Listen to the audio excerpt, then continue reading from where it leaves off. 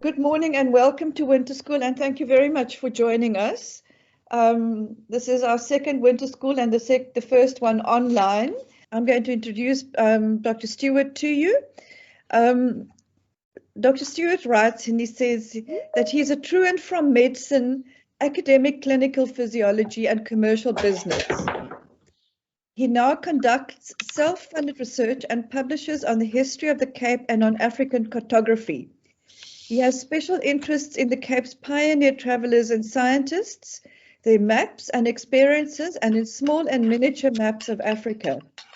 He represents the International Map Collectors Society in South Africa and is a member of the Washington Map Society, Royal Society of Southern Africa, and the Owl Club. Please welcome Dr. Stewart. Thank you, Medie. Good morning, everybody.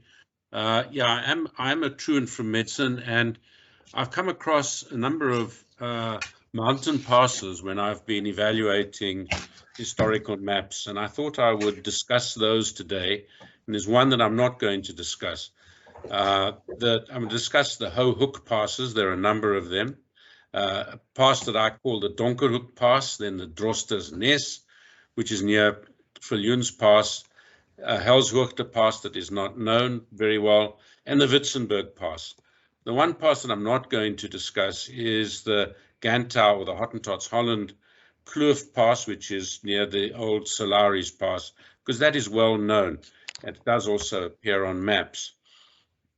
Now, if we go back to the early travelers, not all of them produced maps, and the early Cape travelers, it started off in the 1600s with the VOC, the Dutch East India Company. They sent people out, and it was usually the ship surgeon, who was now on land, who acted as the cartographer, and their maps were very crude. They were manuscript maps, in other words, hand-drawn, and they were not available, they were not printed. And then there were pioneer burghers, and these are essentially trekboere who left the Cape for a variety of reasons, sometimes so-called illegally, and settled across the away from Table Bay, and they tended not to produce many maps. And then from about 1710, there tend to be legalized extension beyond the Hottentots Holland Mountains, and passes became to be developed. In the 1750s till about 1806, many of the visitors were also government parties, or government-sponsored parties, or government-supported naturalists. And then from about the 1750s, there were to 1815, there were very many more naturalists and explorers, many of whom did produce maps. And then later on, there were proper settlers. They tended not to produce many maps. And then from about the 1830s, there were engineers.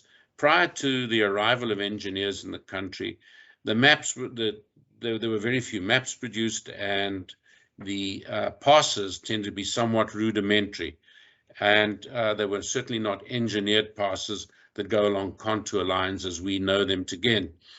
And the vehicle in which people traveled was the Cape Ox Wagon. Here's an example from William Burchell, and he particularly liked the Cape Wagon and said it was well suited for Cape travel because it was articulated. In other words, the sides, the bottom, and the carriage were not joined in a rigidly. They were joined in an articulated fashion, which allowed them to move independently and therefore negotiate these very rough paths, which are hardly roads as we would know them today. Now, here's an example of an ox wagon negotiating a pass, and there were 10 to 12, usually 10 oxen that were required to pull a wagon. But when they negotiated passes, they needed up to 16. Now, I'm going to start with the Hohuk Passes. And there was the Klein Hohuk, which is probably not known by most people, which was negotiated in the 1600s and was also followed quite 3 times by Christian Latrobe, who was a missionary who went to Genadendal. Then there's the Groot Hohuk Pass, which is the one most of us know who live in the Cape. And that first was negotiated in about 1680 and became properly engineered from about 1830. Then there was another Hohuk Pass, and this is the one that followed the railway line in the valley, also known as the Poespas Pass. And then finally, there were the modern passes that we know, the initially a single carriage and later on a double carriage. Now, this was an horrendous pass. Here is William John Burchell in his travels describing it, the Hohuk Passes. He says, by an execrable road, we ascended the rocky pass of Groot and Hohuk, much dreaded by those who have to pass it in their wagons. Though not so steep, it is more difficult than the Hottentots Holland Kloof or the Canto Pass, and it cannot be avoided unless the Klein Hohuk was used, and that was even worse. So these were dreaded passes, but were the only way for the people who lived on the other side of the Hottentots Holland mountains to get to Cape Town, which they needed to visit, sometimes to take crops, sometimes to conduct business with the local magistrate. Now, here are the some of the passes that have been put here by Josie Berman. This is he wrote a book called So High the Road in 1963. It's out of print, but for those of you who buy secondhand books, it's usually available. And here are the three passes, the so-called Pioneer Road, which later on was improved by Andrew Geddes Bain. And these were built between the 1680s and the 1890s. Then there was the railway pass, which was built in 1900, and that was used until 1930. So the Pioneer Pass, and then also the double line that you can see here, which is the Tarred Pass, they went over the mountain, whereas the railway line and this Poespas Pass, the old road there, it was used in 1900s, went in the valley below.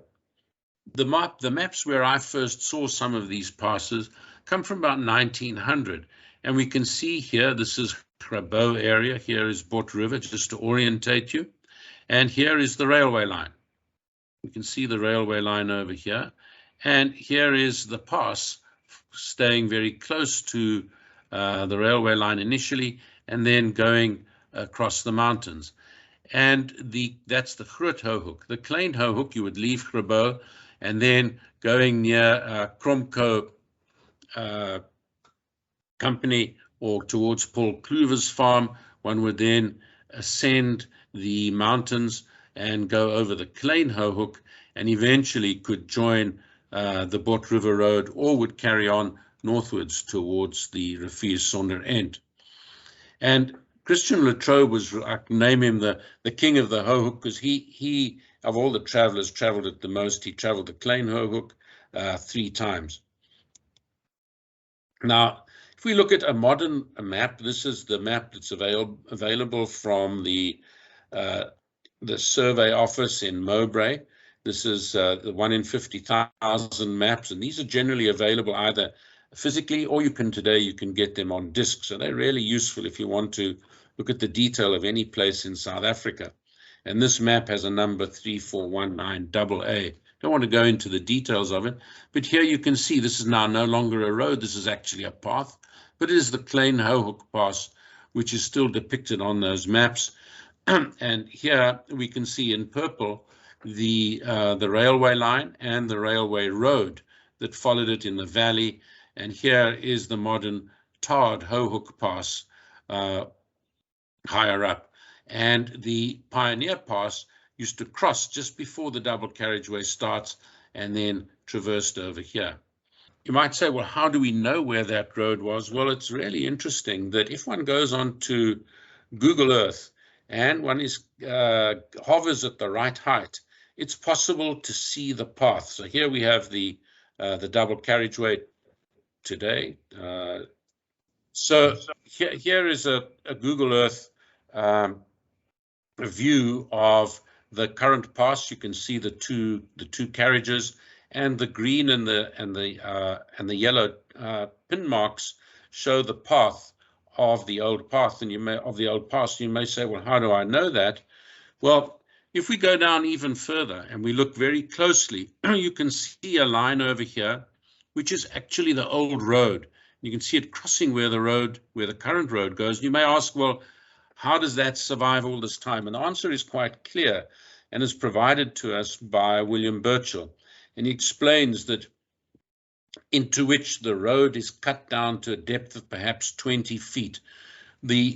What he is saying is that the wagons used to follow a particular path, and as they did so, they sunk deeper and deeper into the ground. And these old paths are still visible today, even on Google Earth, or if you walk there, you can see them.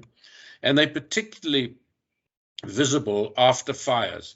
In fact, it is fires very often that have revealed some of the old passes.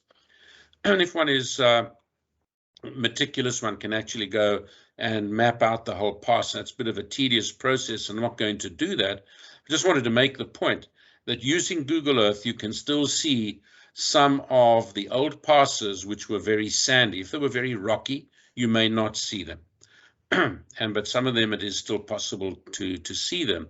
And here is a photograph today of the railway line. Here's the railway line with the old Hohuk Pass right next to it. Here's the train going over a bridge. And here is the so-called modern pass. This was a photograph taken in 1938. Now, having mentioned that Hohuk Pass, and I want to move to the Donkerhoek Pass. And the Donkerhoek Pass went across the Donkerhoek Mountains. Those are the mountains over there. And it was between Villiersdorp and Genadendal. And it followed, part of it followed above the road, the rivier sonder end. And so this area over here, where my pointer is today, is the Tierwaterskloof Dam. And this road that you would see over here is now underwater. And this is above the dam. Here, more or less, is the dam wall. And here, this little bend over here, represented here as a bend, is the Donkerhoek Pass, described as execrably bad the whole way by Charles Michell, who of Mitchell's pass fame, in 1836. And this comes from an undated map, which I have, which comes from 1893. Okay, I gather you cannot see my pointer, which is disappointing. All right, and so if you follow this green line between which highlights the Donkerhoek Pass, you will see that it starts at the top left and moves over the mountains. You can see the mountain range that is depicted there. That is the Donkerhoek Pass above the Tierwaterskloof Dam today, and then it will, in those days, it was the rivier sonder end. And if one goes again to Google Earth, and this is a high up image, I have shown that those little yellow pins, the actual Donkerhoek Pass, and it's above the Tierwaterskloof Dam, or above it, which you can see also at the top left. And if we go into a little more detail and go lower down, one's able to see the Donkerhoek Pass. I've been able to plot it out in the same way I did with the Hohuk Pass, and it is represented here by those yellow pins. And the graph at the bottom shows the gradient, and so over 3 kilometers it rises 500 meters. That's not particularly high, but the issue here was that the road was really bad, and it was the only way of going between the Tulbach Valley, Worcester, Villiersdorp area through to Genadendal, which was on one of the main routes to the east. And here we have now the Fillun's Pass. Here you can see the Tierwaterskloof Dam at the top right. And I indicate here, and I know the image is small, 3 roads, and I'm going to show those in more detail. And these are the 3 Fillun's passes, one of which is well known to probably all of you, one of which probably didn't ever drive, And then the other one, which you definitely did, would not have driven. And I'm going to show that in some more detail now. So here we can see, I've written it as Droster's Nest, Viljoen 1 and Viljoen 2 at the top. Viljoen 2 is the current pass with the famous hairpin bend that you can see at the top. That's the pass that we drive today. But there is a pass that goes diagonally, and it's labeled there as Viljoen 1. And you can see a very faint line where it says 1903. And that is the old pass, and that is used by BMX bicycle riders at the moment. It's on one of their famous routes, one of their favorite routes. And then there is an 1815 pass, which has only been described in an earlier version, the first edition of a book that I wrote. And I'm going to show that in a little more detail. And we know that that exists because of its appearance on maps. And while you cannot see much here, if we follow the green line from top right going towards middle left, you'll see it follows a more or less straight line and then does a little kink near Nieuwekloof. Now, Nieuwekloof is at the base of the Viljoens, is next to the Viljoens Pass. And that little road indicates that that path there in green indicates that that William Burchell rode on that, or took that path in 1815. And when one looks at the gradient, one has to ask whether he disassembled his wagon, had the cattle take it up to the top and then reassembled it or not, because it is very, very steep. And this is shown again. You can see a similar path, and unfortunately the cursor on MS Teams is not working. You can see in the middle of the lower right image the sign there that says Droster's Nest, and that is the farm, and the road you can see actually moving through that farm and heading towards the bottom left. And that goes through the Droster's Nest Pass. And here is an aerial photograph taken in 1928. And it shows the three paths. The purple line, and I haven't shown the hairpin bend because it takes up too much of the photo, is the path, is the route of the current pass. The green line, diagonal from top left to middle near top, 3/4 up the way to the left to the middle right, and joining the modern path, that is the 1903 pass. And the red line represents the 1815 pass. And travelers would join it at the bottom of the pass, so you can see here, and then would go up directly over the hill. We must remember that wagons, because there were no contour passes and no engineered passes, they had to go straight up and straight over the top or over a saddle and down again. They couldn't go sideways, otherwise they would tip over. And here one can see in green the course of the 1815 pass. It goes upwards, turns a bit left, and then you'll see that goes diagonally towards the top right, and that is going at right angles to the contours, which is the only way that a wagon could possibly negotiate that road. The red line is the 1903 pass. That was engineered, and you can see it goes across the and follows some of the contours. Now to the Helshoogte Pass. The Helshoogte Pass was well established in the late 1600s, but it didn't follow the route of the passes today.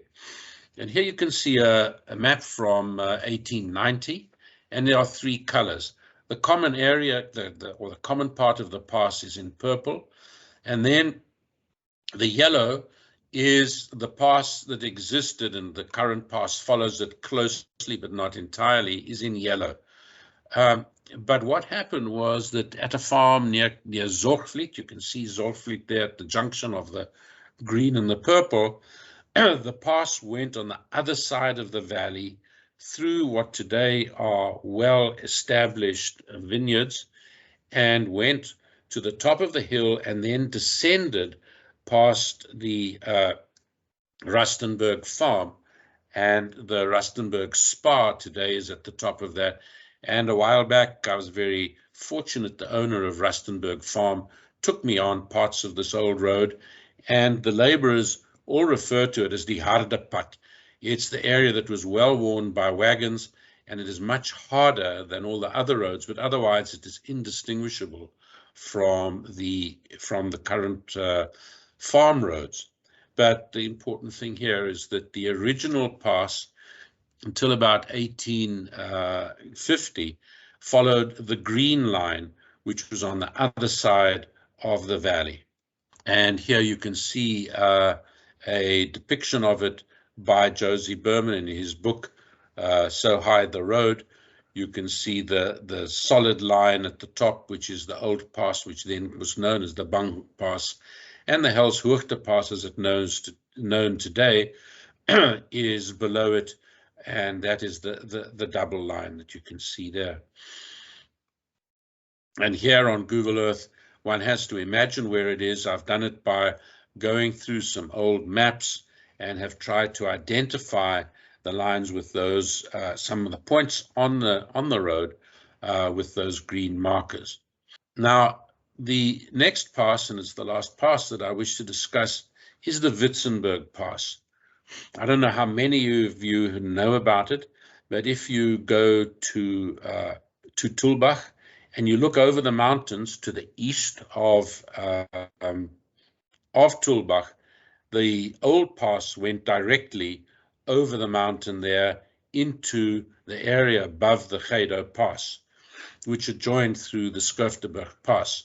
Now, this pass was used by only a few well-known travelers, but the farmers from the Bokkeveld, for a long time, it was the only pass that they could use.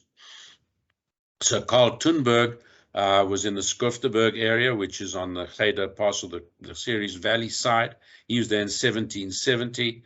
Hendrik Swellengrebel, the son of the governor, was there in the 1770s. And a local farmer in 1780, Peter Pienaar, built or constructed what people said was an abominable pass. And the people who did use it were William Somerville, he and his party, who went to the Kalahari in 1801, returned in 1802. They returned with their wagons going downhill. They didn't go up, and it was never used for an ascent. It was used for the descent, and I'll come back to that just now. And the person who crossed it the most was Henry Lichtenstein, also known as Henrik Lichtenstein, who went there 3 times. And William Burchell was there on horseback only on a day trip. Now, I would like to orientate you here. The bottom left is Paarl. If you follow the mountain range, you will see it near the top. It says Rudezand. That's the Rudezand Pass, known today as the Nieuwekloof Pass. And then you will see on the others, between the two mountains, there's a valley, and there is a church there, and that is Tulbach. And you can see that there were 3 options for anyone who wanted to head east or northeast. The first was the Witzenberg Pass, and that is the first white arrow that you can see, or the top white arrow. And then the other was Mosterd's That's the second one, and that is today's Mitchell's Pass. It is the pass between the Tulbach Valley and Ceres. At the third option, it was a terrible pass at that time. It was extraordinarily difficult, and usually the wagons had to be disassembled and dragged up for part of the way. Although if you do walk there today, you can still see wheel ruts from where the oxen tried to take their wagons higher up. And then at the bottom, you'll see the third white line, and that is the Hex River, which was also a terrible pass. So the answer here is they were all terrible. And it was a question of the experiences of the travelers as to which they used. Sometimes travelers would go by horse along the Hex and send their staff with the wagons over the Mosterd's and meet at Karoopoort. And sometimes, like Burchell and others, would take their wagons through the Hex River, and that was a really, really difficult pass. And here we have Henry Lichtenstein. You can see the top red line. Those are the three red lines represent the 3 options. The top red line is the Witzenberg Pass, And he says here, the traveler begins to descend the Witzenberg Pass. He can scarcely contemplate with a sort of shuddering the danger which appears manifestly to be attached to the task he is undertaking to descend this steep wall by so madly bold a path. It was a horrendous experience, according to anyone who went along it. And there was also a toll, by the way, where there was a horrendous person, a Jochen Scholz, who just about everybody who traveled that route disliked. He was eventually imprisoned for stealing material from farmers who paid their tolls in order to go to the Witzenberg Pass. Now, the Witzenberg Pass was never developed. Now, what happened here is what I refer to as Bain's revenge. Andrew Geddes Bain, who's a famous road builder, amongst other things, lived in Crawfordnet. And in 1825, he had to go to Cape Town. And he followed the Karoo and then joined the Hex River Pass. And I'm not going to go into the details of what he wrote. But in essence, he complained bitterly and said that the pass was designed to kill the travelers' cattle and to damage or destroy their wagons. And he complained about this bitterly and published it in the newspapers. Well, even then, things took a long time. By 1938, Charles Michell traveled to survey a variety of passes in the Cape because he had been appointed to upgrade those and to start developing engineering passes. And he said, well, you've got a choice. We can either upgrade Mostert's Hook or we could upgrade the Witzenberg. The cost is going to be fairly similar, and you just tell me which you want. Well, at that stage, there was a pause in road building because the Colonial Office in London was really cheesed off because Sir Lowry's Pass had been built and it cost a huge amount of money. So they put a pause on it. So it took another nearly 10 years.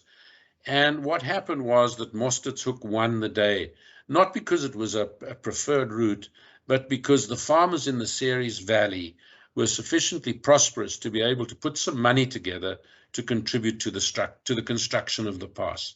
And so Mitchell's Pass was constructed and became the preferred route because it was better than the Hex River Pass, which was not improved at that time. And 10 years later, or less than 10, about 8 years later, 5 actually, if you take 1848, Bain's Kloof was opened. And so therefore the N1, as we would call it today, went from Cape Town via Paarl to Wellington, across Bain's Kloof, across the Tulbach Valley, Mitchell's Pass, Ceres, and then joined the Karoo. And that was the way that the wagons went. And that became the wagon N1. And Bain, in extent, had his revenge because the Hex River farmers were left without traffic. And many of them made their fortunes, not so much from their farming, but mainly from the services that they offered travelers. And when that went, that source of revenue disappeared. But they recovered later, and that's another story. So here we have, and it's again, I'm really sorry that the pointer is not working today, but you can see there are 3 pins there. There's one at the bottom near the left. That is the base of the Witzenberg Pass. And at the top right, there is another pin, which is the top of the pass.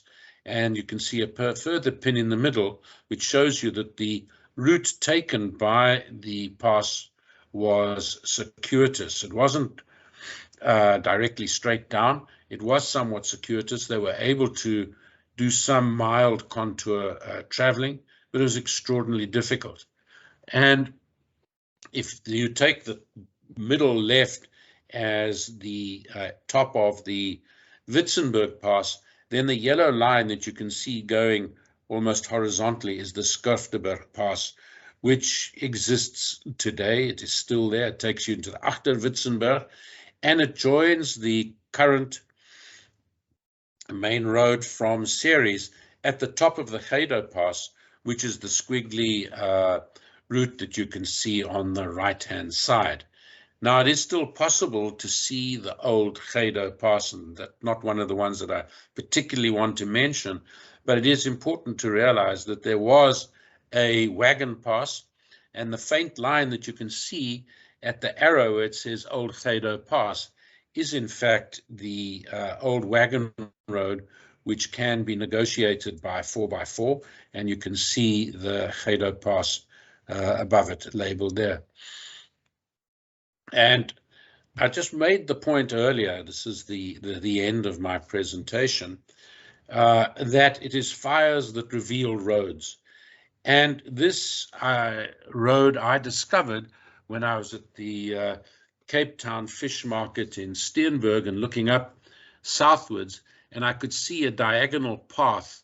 You could see an area of, it's actually weathered granite on the right, which looks like a quarry area, and you can see a diagonal road going upwards towards the left. And that is a road that joins the Oak-Kaapseweg. You can higher up. I've never seen that road described on any map. I've been able to recreate it on Google Earth as well. And this is a project that needs still to be undertaken, and I haven't done it yet for a variety of reasons. Since 2016, I've been busy with a number of other projects and haven't got to this. But this is one where there's a lot of mythology about the Oak-Kaapseweg, and this is something that adds to the story. There is this road, but I can't find it anywhere on a map.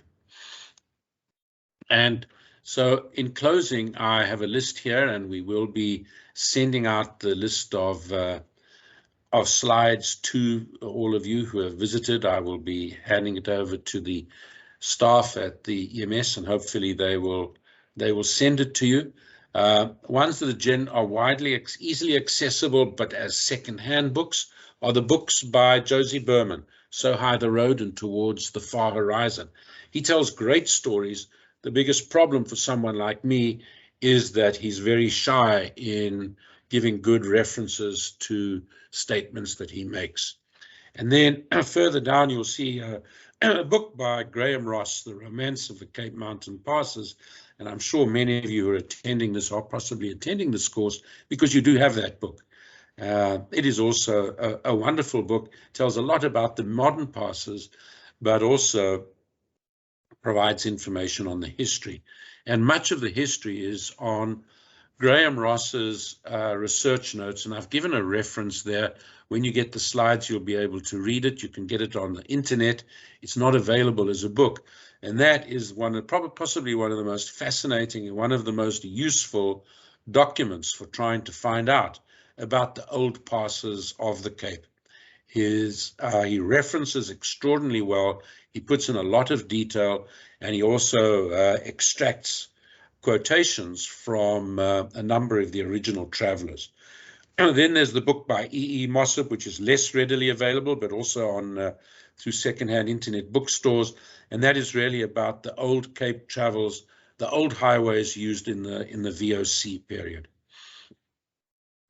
And finally, if one finds a pass in which one is interested, use Google Earth, hover at a few hundred meters, and if you home in, you'll eventually see some of the old routes. It's quite amazing what one can see. And this book is not yet available. There's the cover. It's coming out in later this year, where I will be where I've documented this and other stories about travel and about the Cape from the historical maps. So thank you very much for listening to me. My 40 minutes is up, and I'm available to take any questions should you have any. Thank you very much, Roger. That was fascinating. Let's see for questions. There is a question from somebody in the chat about how the name of the Witzenberg Pass got its name, Roger. Oh, yeah. Well, it's if one looks up in the translation, it just really means higgledy-piggledy, which probably means there were lots of little turns. There was another one with the same name, which was between Sunnyvale, which is near Capri, in the Fishhook Valley, that went over towards Simonstown or Glencairn, and that had a very similar name. So it's a well-known word, but not much used today. So thank you very, very much, everybody. Thank you very much.